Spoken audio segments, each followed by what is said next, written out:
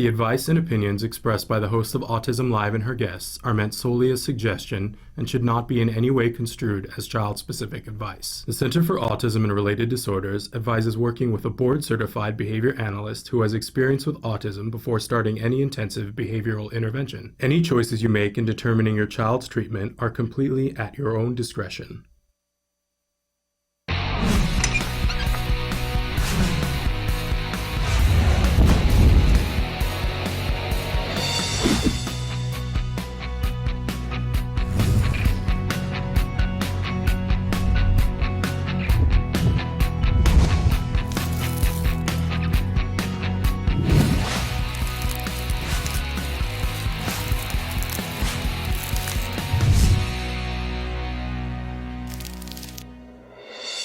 Good Monday morning and welcome to Autism Live. I'm Shannon Penrod and we're coming to you from the Warner Center in Woodland Hills, California. This is the home for Autism Live. It is also the home for the Center for Autism and Related Disorders. We're really excited to be here with you. I love this time of year. We had a great Sensitive Santa event over the weekend and it was so thrilling to be able to give away that many toys. Thank you all of you for sharing and telling people and coming. It was so nice to meet so many of you. So, hey, we're going to be with you for the next hour talking about autism from a 360-degree perspective. We got a lot of great guests. We want you to interact. And so Traven is going to show you some of the different ways that you can participate. While he does that, I want to remind you that our homepage is autism-live.com. And when you go there, please remember to click on the toy guide at the top of the page to take a look at all the winners. You can see we're in toy heaven still here today. We're going to be reviewing some toys a little bit later on today, but you can look at all of this year's winners on the toy guide at your leisure, and in fact you can order the toys by just putting your cursor on the name of the toy, click it, and it takes you right to a place where you can purchase it. We don't make any money off of that. Please don't be mistaken about that. That's not what it's about. It's about your convenience. But also, while you're on the homepage, you can watch all the videos that we've got. You can search topics, and you can chat with us at the bottom of the page. We also like it when you chat with us using the other sites that we have, like Facebook and YouTube. You can chat with us in those places too. We love, love, love to interact with you guys. Okay, so it's Monday, and so one of the things that we like to do and start the show out with on Mondays is something we fondly refer to as the jargon of the day. This is when we take on one word, one phrase, one acronym. We first show you the actual definition. We attempt to make fun of it whenever possible. Then we give you a working definition to help us to all better understand what it is that we're talking about when we talk about these terms, right? Because what's the point, right? If it helps us, then we want to know it, right? So today's term, it's an oldie but a goodie. It's executive functions. And I find that it's so funny that like some people use this term widely in autism and some people don't. And I'm always surprised when people don't, because this is one of the good things, right? So let's take a look at what our actual definition is for executive functions. And by the way, people abbreviate this and they go, well, something that's EF. So if you hear people say EF, that stands for executive functions. So executive functions, it's a set of cognitive abilities that control and regulate other abilities and behaviors in order to successfully achieve goals. All right, there's not a whole lot to be made fun of there, but you know, you go, oh, cognitive abilities, control and regulate other abilities. I'm not really sure. So let's take a look at our working definition, see if we can't water it down. And this is barely going to water it down. Skills involved in goal-directed behavior such as memory, attention, planning, self-awareness, and problem solving. So anything that you want to be successful at, right, is going to require executive functions. So let's say that you have a plan to go to an event. And it's something you've been looking forward to, and you're like, okay, I know on Saturday I'm going to meet friends and we're going to the beach, right? And in order for that to be successful and whatever you want to happen at the beach to be successful, you've got to do some planning ahead of time. So you need to invite your friends. You need to pick where at the beach you guys are going to meet. You need to tell them what time you're going to be there. And you've got to communicate all that, right? But that's not all, because then, you know, in order to be on time, you have to either have gas in your car or you have to have a plan to leave early enough that morning that you can stop and get gas so that you get there, right? And stuff will happen along the way as you're planning this. Like you go, all right, we're meeting Saturday at 11:30. And I'm thinking right now, because I'm having a couple of college friends over for dinner tonight. And I sent out the text and said, first I was like, well, we're either going to do it on Monday or Wednesday. And then somebody said, I can't do it on Wednesday. I said, we're definitely doing it on Monday, right? And then another person said, well, I really can't do it on Monday, right? So then we have to make a decision, like, are we doing this on Monday or are we doing it on Wednesday, right? So you have to follow back around. You have to solve the problems and keep addressing the things that happen so that you're not sitting there on Monday with everybody thinking that they're coming on Wednesday. You see what I'm saying? So all of that planning, all of that, going, because I could stop on the way home from work tonight and go to the grocery store and forget that I need to be home in time to meet guests at the door, right? So, and there's got to be food. I got to plan for the food, right? All of those things are executive functions. So when we're working with individuals who are on the autism spectrum, and you might be thinking, well, that seems like an older skill, Shannon. I have a 3-year-old and I don't see how we would be working on executive functions. But the truth of the matter is that everything is working up to executive functions. So before we get to executive functions with a 3-year-old, we might be working on joint attention. So them being able to look at something with us and have a reaction to it, because that's a building block for all of the social skills that are going to come later on.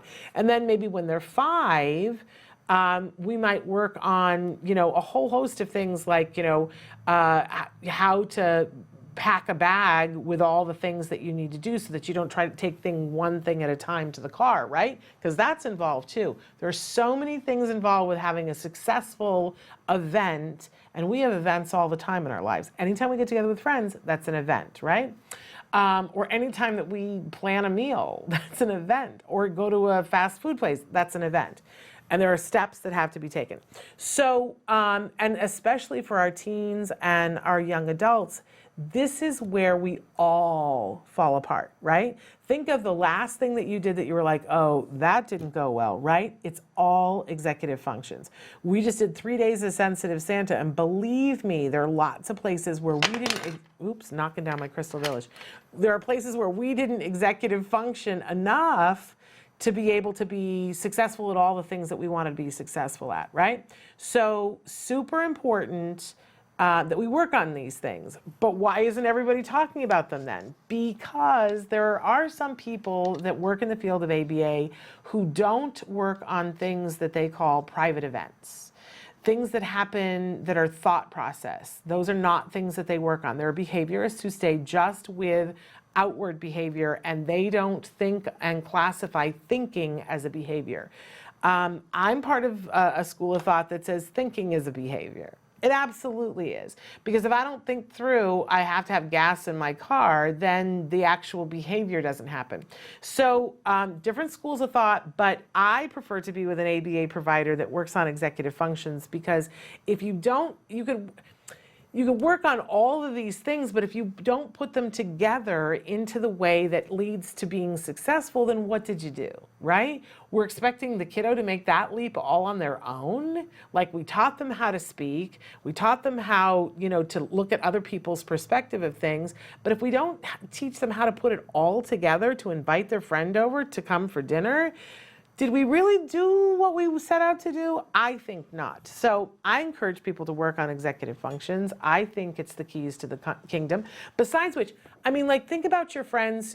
Maybe you're in business, right? And, there are all these conferences now that you can go to about how to be a better business person. Usually it's just strictly executive functions. It's about accountability, checking to see whether what you're doing is right, remembering how to do it, shoring up your deficits so that if your memory is not good, they teach you how to take notes, right? All the things that they're supposed to teach in junior high school, and I used to be a junior high school teacher, those are the executive functions. Using a planner, whether it's now on your phone or, in an actual book, so that you can actually accomplish the things that you want to, the goals that are personal to you. Executive functions, it's great. Make sure that you're learning them and that your kiddo on the spectrum is learning them. Okay, so moving on, we always have a question of the day. And our question today goes directly to this point. What do you need help with, you personally? And please, you know, we of course, our audience, we hope is the larger autism community. We hope that there are individuals who are on the spectrum who are watching. We hope that there are parents watching, teachers, practitioners, and people who love individuals who are on the autism spectrum. So I'm asking whoever you are in that scenario, what do you need help with? Because we all need help with something. What is the thing that you're like, I just can't do that completely on my own? There are some things that organization-wise I can do on my own, and other things I just can't. And I was at a friend's house for Thanksgiving, and I did all of her dishes. And it was funny because at one point my husband was watching that, and somebody was like, do you want to take a break? And I was like, no, I'm having a good time hand washing the dishes. And I could see my husband being like, that is something I don't ever see her doing at home, and I get really fatoutzed if our dishwasher is not working and I have to hand wash a dish. But you know, sometimes when it isn't attached to an emotional thing, it's easier for me. Like washing somebody else's dishes, there's no emotional attachment. I can wash dishes all day long. I really can. But my dishes, there's an emotional attachment, and I have other things that I want to do, and you know, it's different. It's different. So same thing with sorting. Like I can come to your garage and I can organize the hey nani out of your garage and help you to get that together and move stuff out and get it to Goodwill. And I don't have a bit of problem with that because there's no emotion involved. My own garage, heaven help us all, right? So I need help when it comes time. I had friends come over once when we had to move on very short notice, 2 friends who, bless their hearts, they set up the boxes, and I know how to do this. I would do this for you, right? The box that says keeping, throwing away, and like one that's for donations, right? And I was like, this isn't gonna work. I know how to do it. And they were like, just sit on the chair. We're gonna bring you things and you're gonna decide. And I let go of stuff. Oh my gosh, I need them back now because I acquired more stuff. Woo! But I'm just saying that there are some, I now know I need help when it comes to that. So what do you need help with? Because once you know it, then you go, okay, and that's not bad. I could ask for help for that. I bet I got a friend that would help me to do that. We all need a little help from time to time, which then leads into our topic for this week, which is, dun, da, da, da, playing to your strengths. That's what our topic this week, play to your strengths. You need to know what your weaknesses are, but then play to your strengths. What are you good at? Part of what I really feel like I have learned from Dr. Grampiche is that there's some things that Shannon is good at, and so Shannon should focus on those things and not the things that Shannon is not super fabulous at, right? Like you would not have me be the person who hooks up the electrical equipment at home. Because it would take me 8 hours longer than it would take somebody who knows what they're doing. And there are other things that you could set me to work on that I could make quick work of. You need me to call somebody and get something happening on the phone, I'm your gal, right? But knowing what your strengths are, asking for help for the things that you need to shore up, and playing to your strengths. Well, how does this apply to autism? Isn't this exactly what we want to do with our individuals who are on the autism spectrum? Don't we want to play to their strengths? And I'll tell you something that I know for sure. Everybody I've ever met on the autism spectrum has strengths. And sometimes their strengths are like awe-inspiring strengths. How about that young man who you can, show him a picture of Paris and he can sit down and draw every single rooftop after seeing it once? Yeah, how about that strength, right? And I know we call that, being a savant, right? But it's a strength, come on. It's a strength. And, so maybe he is not gonna be somebody who gets up and lectures on art. Maybe that is not going to be his strength, but let me tell you that the videos of him drawing the rooftops of Paris have inspired a lot of artists. So we can help him with other, in the places that he needs help, but let's play to his strengths. Let's let him be an artist. Let's not ask him to be a mathematician, right? And I think that that's super important. In the younger years, we're going to throw a lot of information at individuals on the spectrum to give them as many skills as we possibly can, but we're always going to be looking for where their strengths are. And as parents and as teachers and as people who love those individuals, we want to give them all the tools that they need to pursue whatever it is that are their strengths. So it's the holiday season and we have a lot of toys, and I love toys.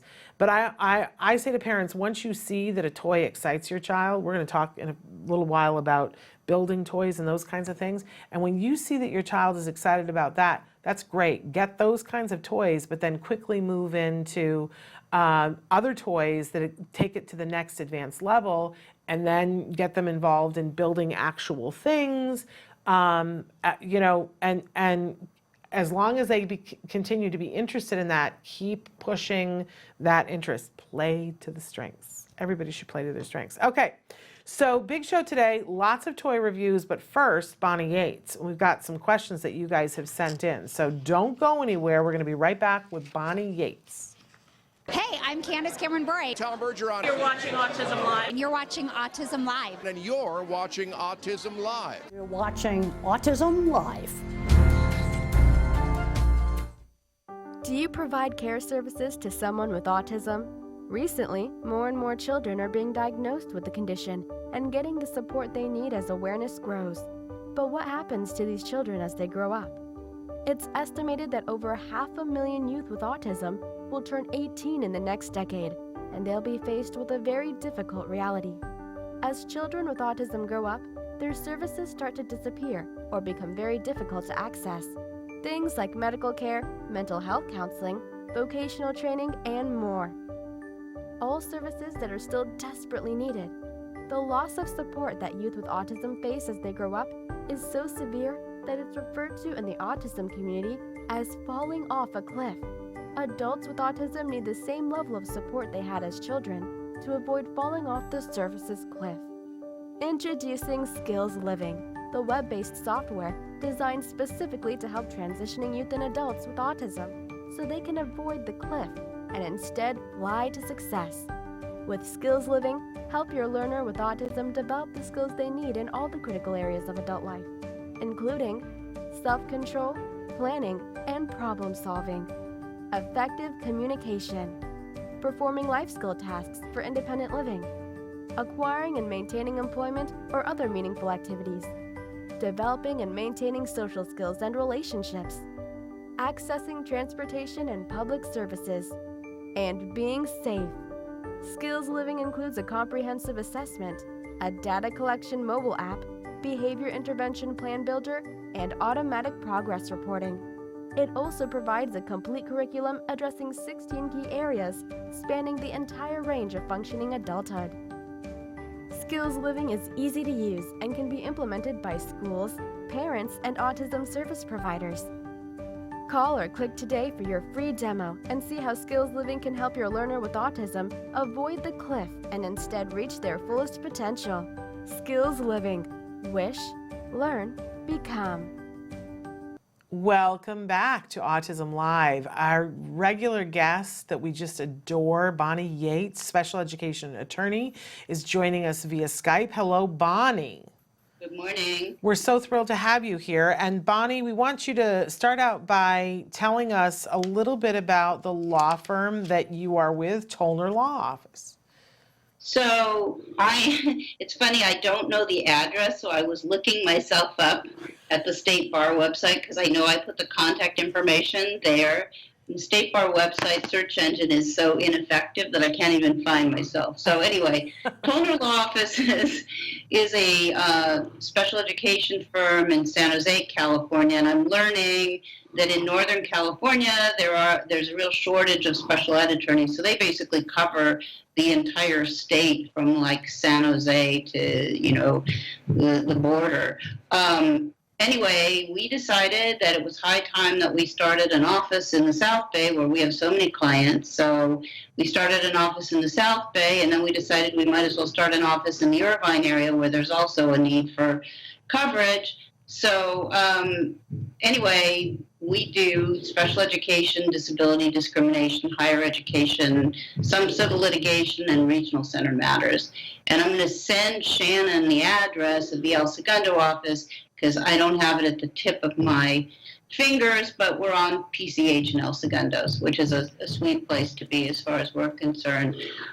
When we do the show, we always give you a disclaimer because we are licensed in California and we're also obviously able to practice federally, and the federal law applies in all 50 states.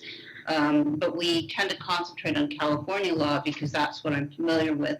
So that's the way we're answering your questions today. If you have a very specific question, I'm going to recommend that you talk to an attorney because we're only answering questions of like general applicability. And if you're in Northern or Southern California and you want to talk to an attorney about your problem, we're happy to do a complimentary intake with you. So I think with that, we had fabulous questions from you guys today, just like unbelievably good questions, and we're going to try to get through them all. So Shannon is going to read the first We're going to one. pedal to the metal here.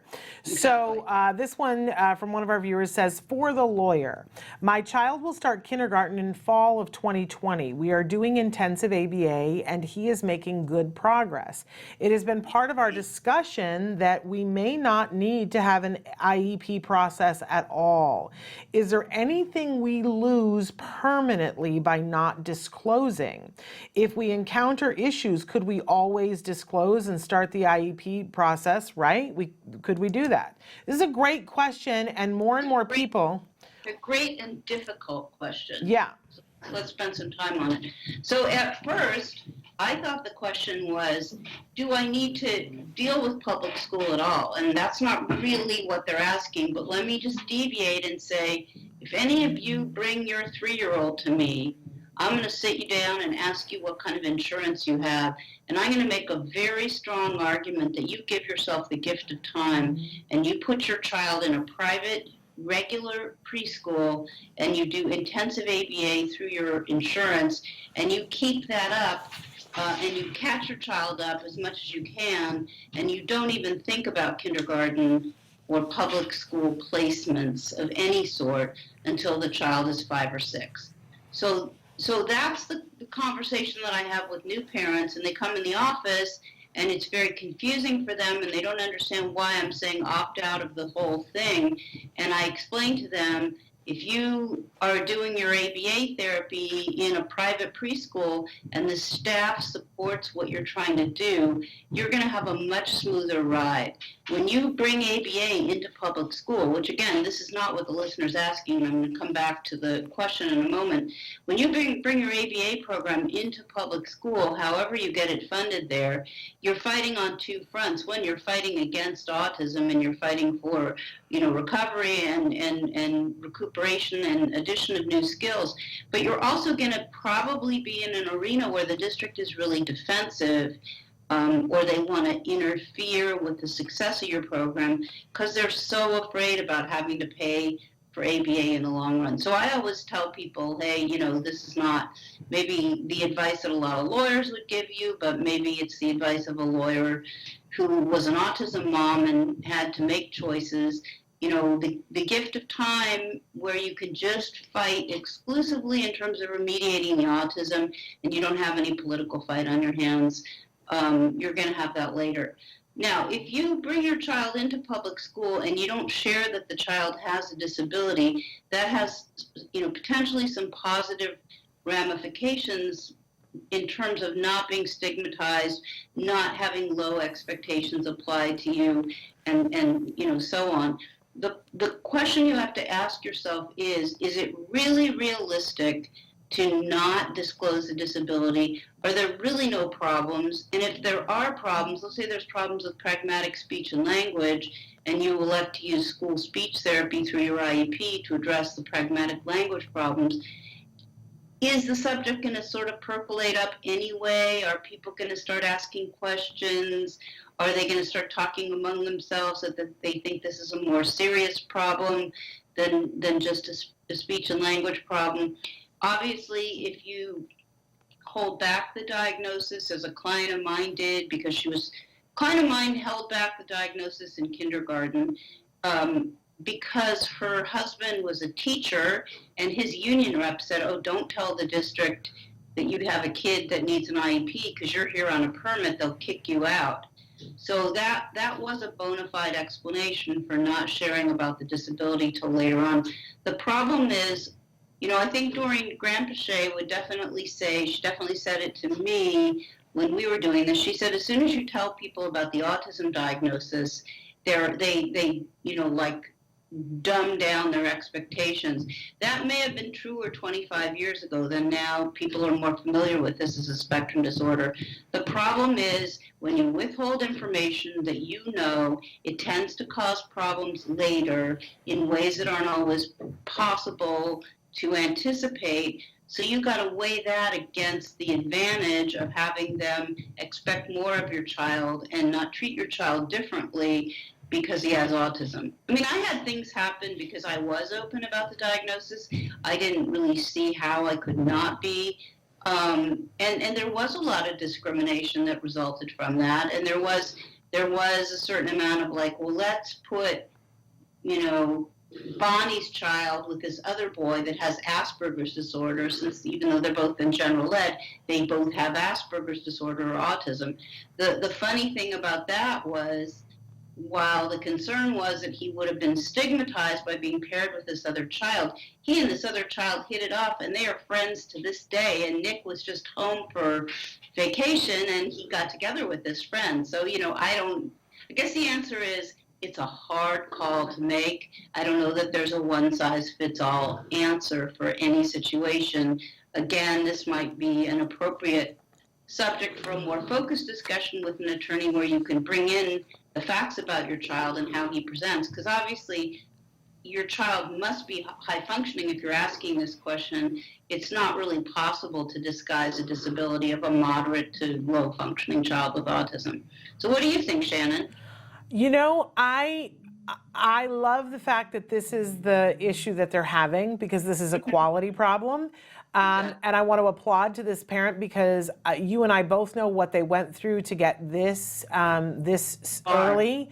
That means you caught it early, you got in, you did everything that you were supposed to, you did the hours that you were supposed to, and now you have this very quality problem. And, I don't know what the answer to it is, and I guess I was more interested in the part of, if you go into a school and you don't disclose and you start and your child's in a typical classroom and then you see the problem, that you can always ask for an IEP later on. So part of me says if you really, I guess I would ask the ABA team what they think. But the fact that it's even an issue is such good news. Such good news. Right. And a lot of times, when a kiddo is that high functioning, if school is very structured, sometimes they do really well and don't need much more. You've seen and I've seen now that we have kiddos who have a diagnosis and they have a qualified diagnosis, but the school is saying they don't need the IEP because academically they haven't demonstrated any need for but any. That's not the test. The test is educational impact, not academic impact. And so, if you have a really bright, high-functioning student with autism who can do all the classwork, and that's kind of what I've been dealing with this week because I'm prepping for somebody's IEP, the social holes and things need to be addressed. And if we were to look at the student's IEP, his goals all have to do with non-academic things like inferencing, turn taking, considering somebody else's point of view, thinking through, social problem solving, issues that require him to learn how to think about another perspective. Those things are all really important. They're all things that do have an educational impact and should be discussed in school and or in the IEP meeting. And as long as we're on this subject, I want to tell you that the way I got here is preparing for this student's IEP this fall. I looked at the report from the ABA provider, who I think is doing a good job with him, by the way, and for his 30-hour program, he had 3 goals. So I had to get the parents to look at this, tell me all the unaddressed areas of need that he has, take this back to the ABA agency and say, hey guys, we're going to get butchered if you try to justify a 30-hour program with 3 goals. So now we have like 12 goals, and I've looked at them and I'm really happy, and I think it's really going to make it a lot easier to justify the intervention. But that didn't happen by itself. You know what I mean? Like, parents really had to dig their heels in and say, we don't care that he's, you know, a genius in math and that all the language arts work is easy for him. He's self-injuring in class. He doesn't have any friends. I mean, he, you know, cries because he has separation anxiety when he comes to school. I mean, there are a lot of other factors that if you just said no academic impact, there isn't really an academic impact, but there's an educational impact. Well, and thank you for reminding us of that, because that's a really important point. I guess I'm a little cynical that some of those social piece, I see that schools, some schools are great and some schools have this under control, but a lot of schools are at that point where they don't quite know what the curriculum is, and it has to be a strong parent who can walk them through that. And so a lot of parents choose to instead work on those social things after school. I'm not saying it's right or wrong, but I don't think that schools are fully up to speed on anything having to do with autism. Well, they're not going to get up to speed unless we make them get up to speed. That's true. They didn't exactly come to us and say, folks, your kid has autism. Let me teach you about ABA. Yeah, no, they certainly did. You're absolutely right. No, I totally agree with you. Should we move on to the next question? We should, because Okay. I've been talking way too much. No, you're fine.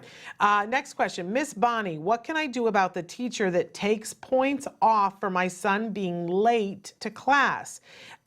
It's after lunch. I am not in control. He gets detention. I think it is just that he takes his time. How can I fix this? I think you have to have an IEP team meeting and discuss what's going on and get a handle on why he's late to class.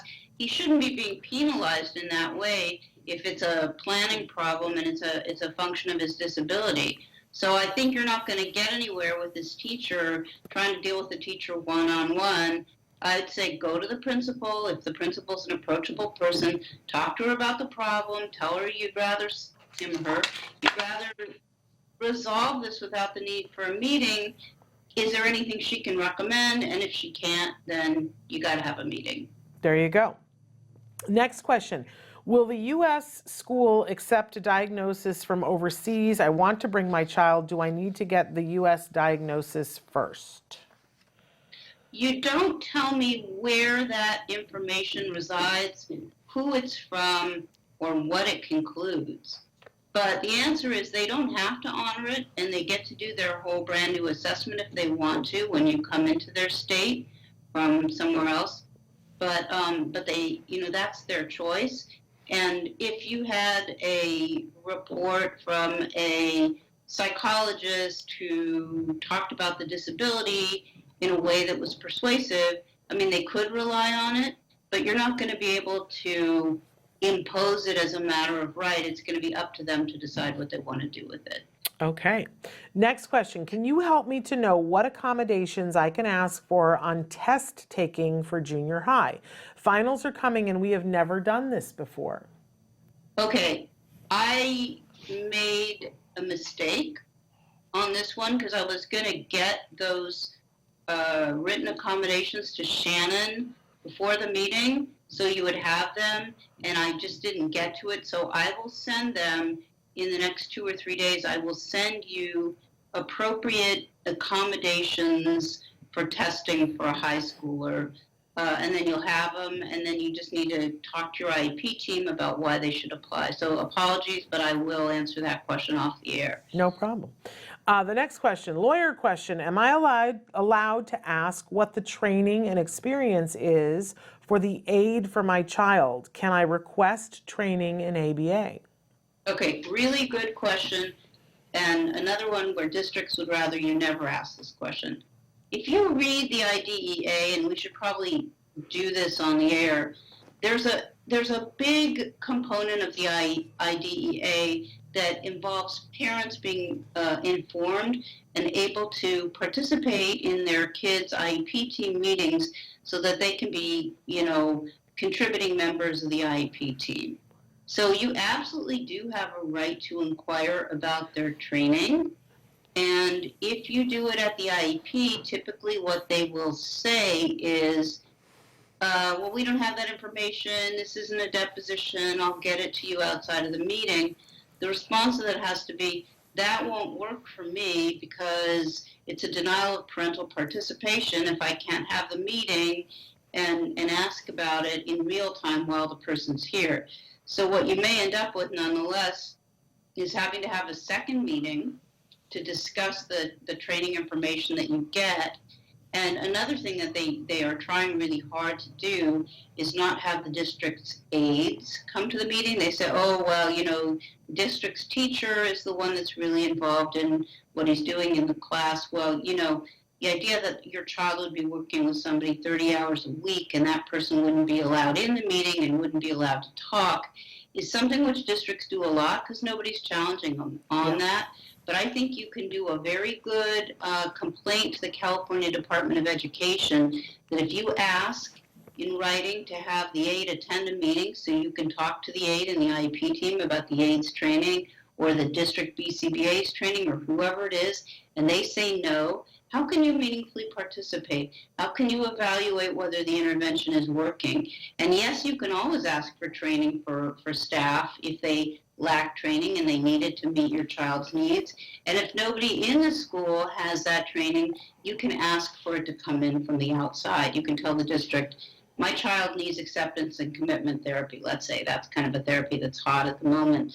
What do you have in the way of people that are trained in this? If they say no one and you can make the case that your child needs that intervention, they have to purchase the expertise and bring it into the IEP team meeting for implementation. Your question though is, do we have a right? And the answer is yes, you have a right. And no districts don't like these questions. And you'll see when you start asking about their training and qualifications that, first of all, if you're there and there are lawyers there, their lawyer's going to step in and start trying to answer the question for the employee. And they're definitely going to try to shut the discussion down.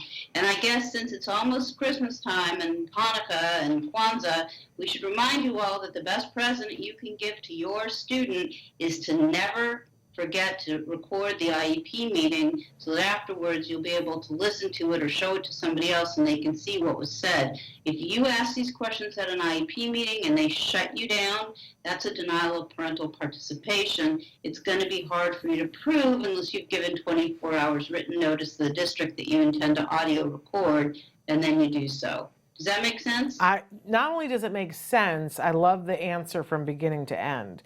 So I'm going to move on to when they jerk you around, you tell them, fine, I'm gonna do a CDE complaint, and they will back down because they don't like the state of California coming down and checking in on the way they do business. And gee, I wonder why that is. Yeah, I wonder why that is too. Okay, moving on to the next question. How do I get it written into my child's IEP that I get to know what happens on a daily basis? I have a friend who gets a daily written message. I have asked for that. The teacher said no. Same school, different teacher, different school, different teacher. I mean, you don't have an absolute right to have that, but you definitely have the right to have a communication book, and you'd have to show that it's a denial of FAPE if you can't be advised on a daily basis of what's going on at school. And again, I think that's another denial of parental participation. So make a good record and ask the district why they feel they can't do this, particularly if they do it for other students in the district, and tell them you hope you can work it out with them, but it is a denial of parental participation. And if you're not able to work this out, you'll file a state complaint because it's a denial of parental participation. There's another mechanism for problems at school that's called a Williams complaint. And they usually go to the superintendent of the district. But those tend to be a little bit more in-house, and they kind of get whitewashed, and they're just not as intimidating to the district. That's why I go with your state complaint. Even though they take a while, the districts do not like them.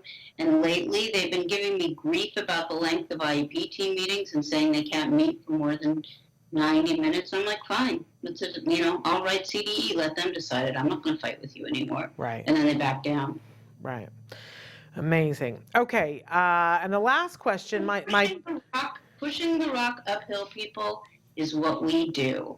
Right. That's what we do. We push the rock uphill. We push back. We speak truth to power. These people would not like the rules that are applied to us, applied to them at all. Exactly. Oh, how many times have I dealt with that? But I'm gonna go back to here because we need to get this done. My child is struggling on the playground. She has ASD and an aide, but the aide goes on break for recess time.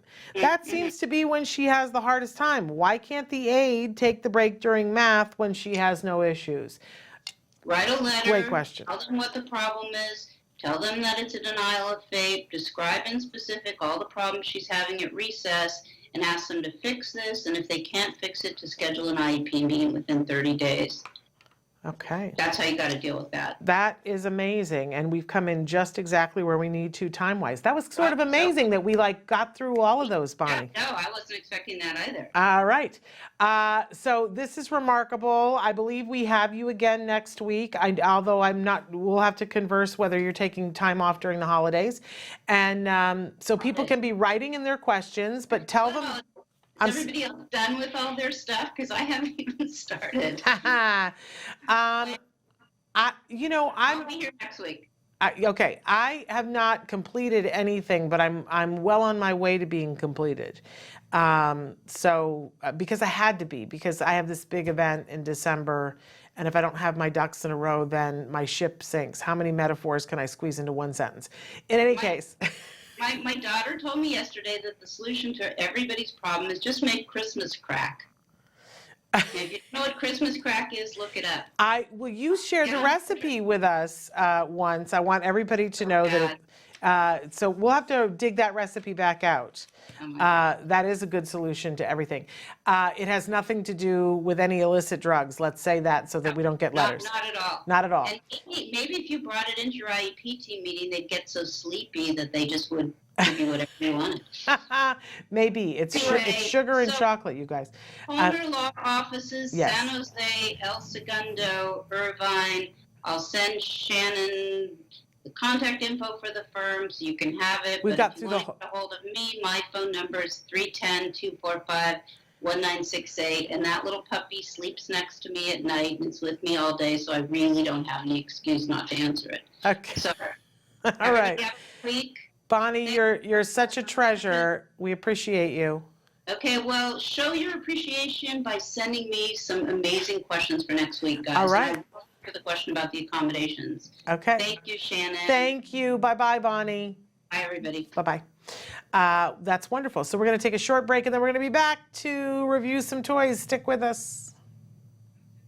You say howdy, we say hi. Let's get rowdy, let's get wild. Let's get wild. Let's get wild. Let's get wild. Let's get wild.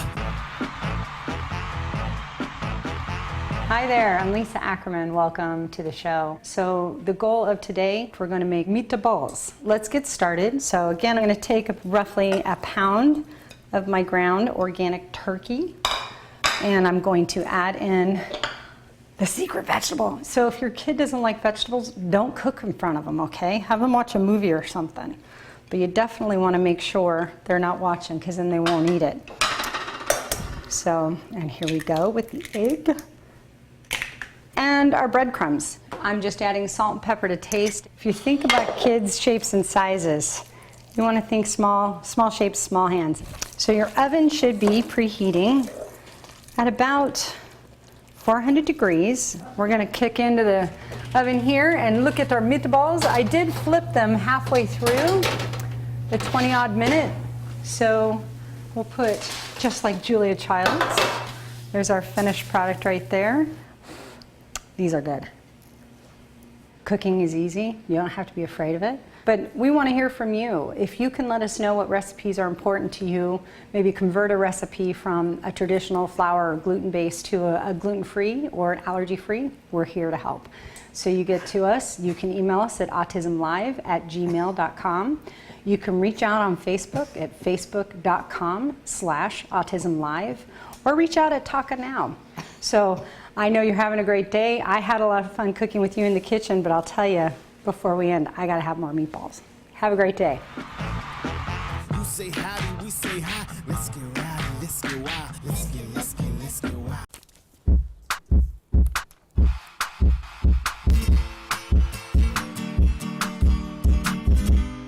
Welcome back. Thanks for joining me today.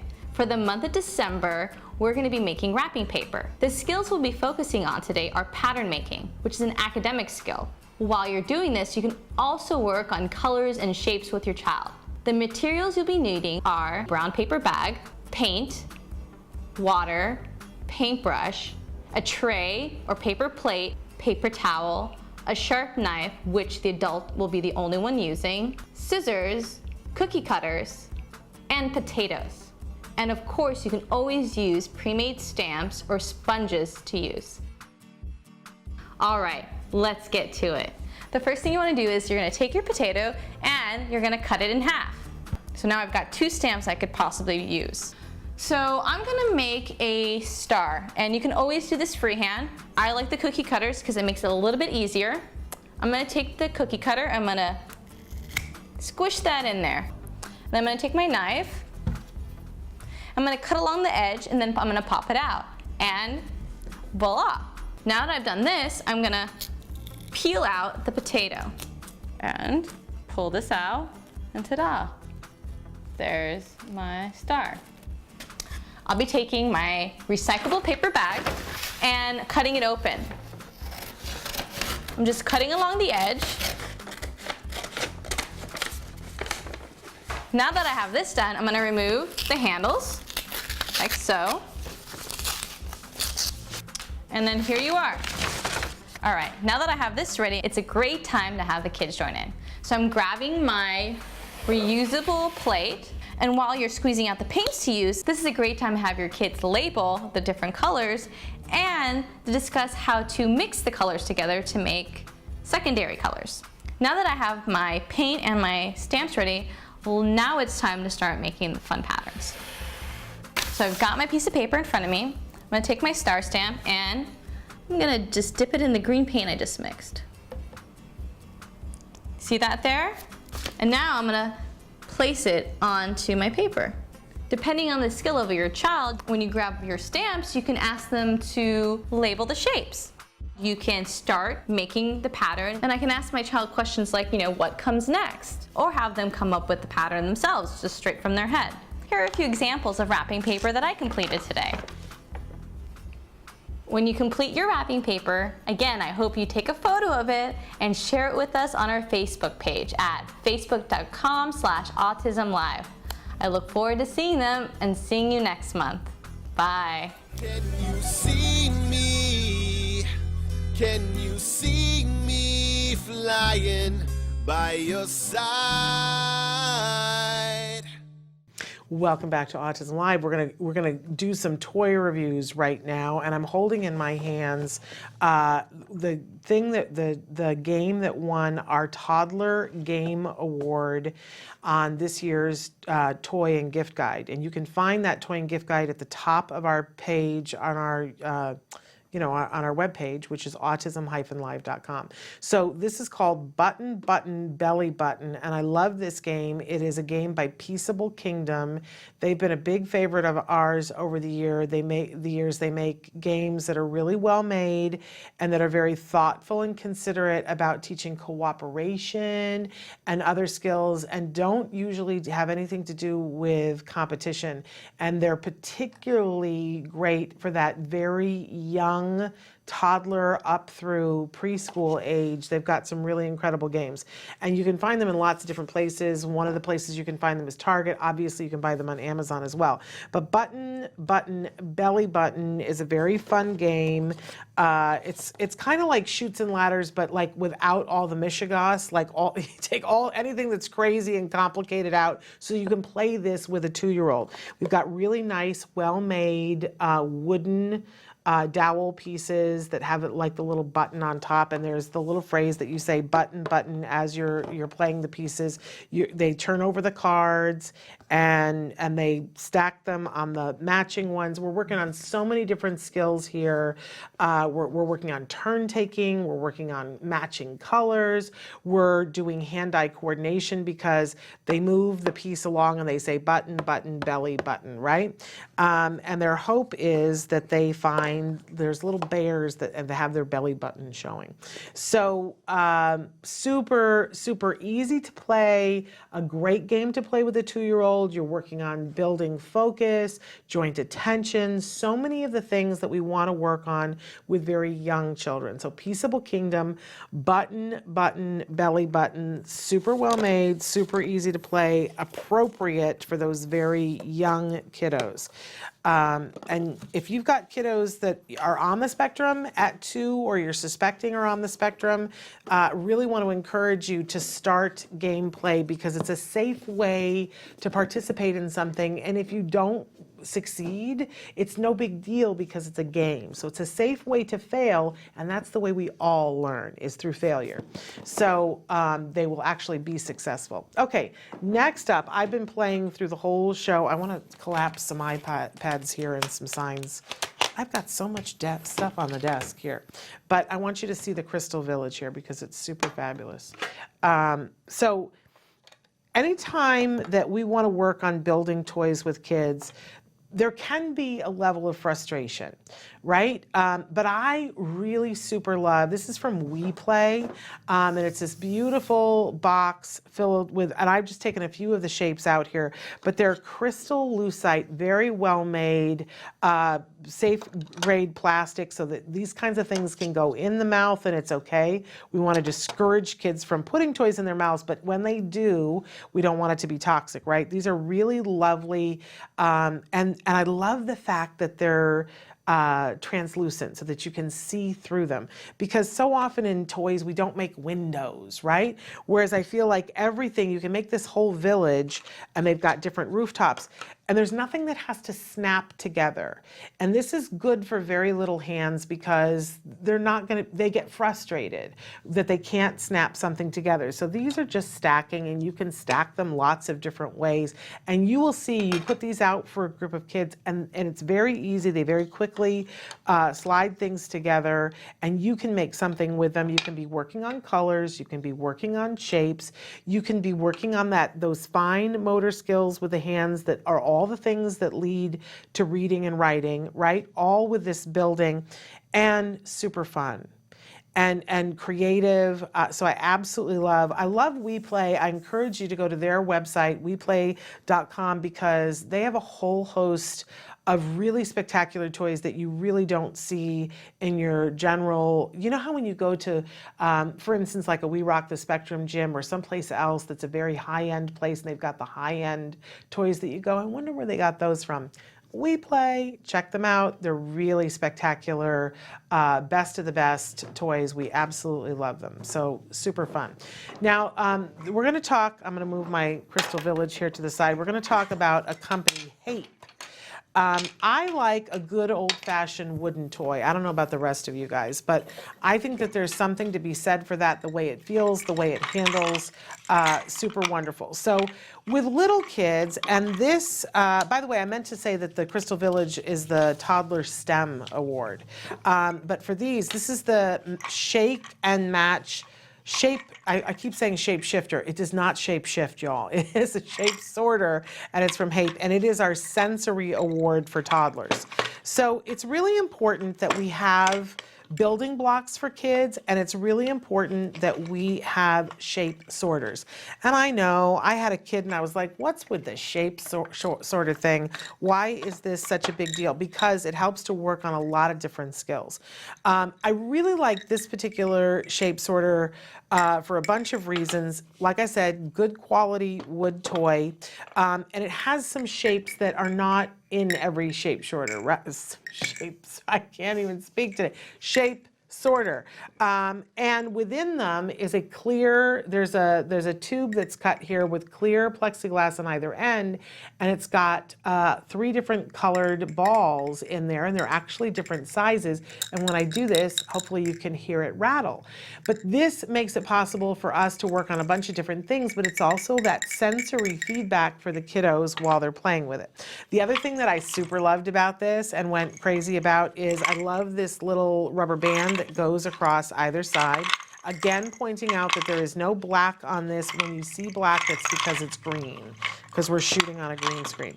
So there's a little bit of an effort involved for me as a parent to get the shapes out. Well, this is a good thing, because when I go to put it away and you put the pieces in, a lot of time with a shape sorter, you pick it back up and 3 pieces drop out, right? So that little cord, for me, makes it easier to put the toy away when the child is little, and later on, for the child who's a little bit older to reach their fingers in to pull it out, we're gonna be working on fine motor.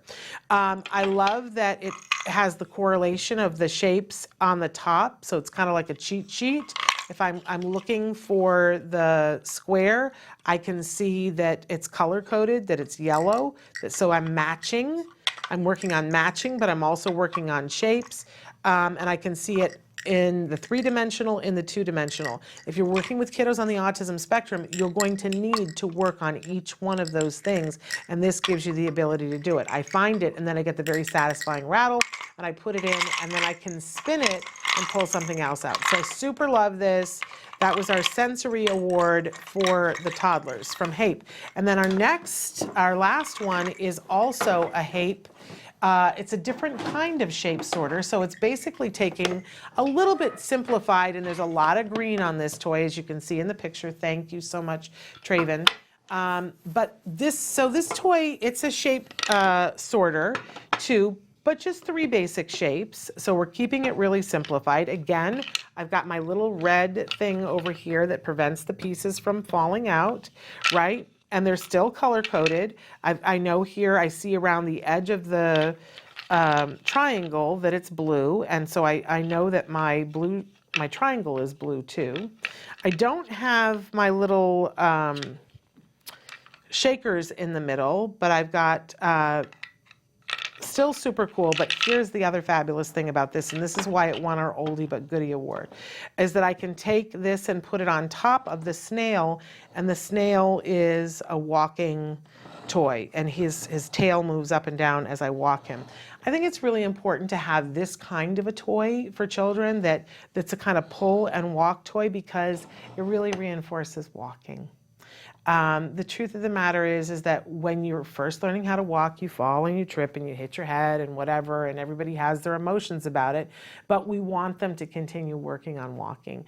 And so we need to add things that are reinforcing. So having a toy that moves with you, and you can start by having the child putting them on their stomach and bringing this past them, work on tracking, but eventually they're going to want to come after the toy. Maybe they do that first crawling, but eventually walking. So 2-in-1, come on you guys, great old-fashioned wood toy with some upgrades, because the old-fashioned one wouldn't have had the cord to hold the toys in. Mama appreciates that when it's time to clean the house. And he's super cute. Look at his face. He's one of his eyeballs is facing the other way, but he's super duper cute. I wanted to play with him. Come on, any child is going to want to play with him. And you can't tell because I've got a short desk, but when you roll him, the barrel rolls as well. Lots of movement, and then you get a little bit of rattle from the things inside. This is the walk-along snail and it's from HAPE as well. And again, it won our Oldie But Goodie Award for toddlers. So if you want any of these toys, visit our toy guide right now, autism-live.com, and the toy guide is at the very top. There's a little icon, push that. You can go through the whole toy guide, find the toys that you particularly like. If you are interested in purchasing them, all you have to do is hover your mouse over what the title of the toy is, click it, and it takes you directly to a place where you can purchase it. I remind you that we do not get paid anything from that. That is, you're not supporting Autism Live when you do that. You're just buying toys. You asked for that, and so we made it easier for you. So love, love, love my little snail here. He's super fabulous. All right, you guys, we're out of time. We're a little bit over time, but I thank you for being here with us. We are back tomorrow with a best of episode. On Wednesday, we're still hearing whether or not we have Evelyn Kung, who's going to be with us to answer your questions. On Thursday, we are going to demo, finally, I've been waiting all this time, the Osmo line of toys, which they won many awards in our toy guide, and you guys, your minds are going to be blown. And then on Friday, Let's Talk Autism. We are just finishing up the toy reviews because we got to get those out of the way. You guys want to know what these things are and how they work. All right, thank you so much for being with us. We'll be back tomorrow. Until then, give your kiddos a hug from me and one for you too. Bye-bye for now.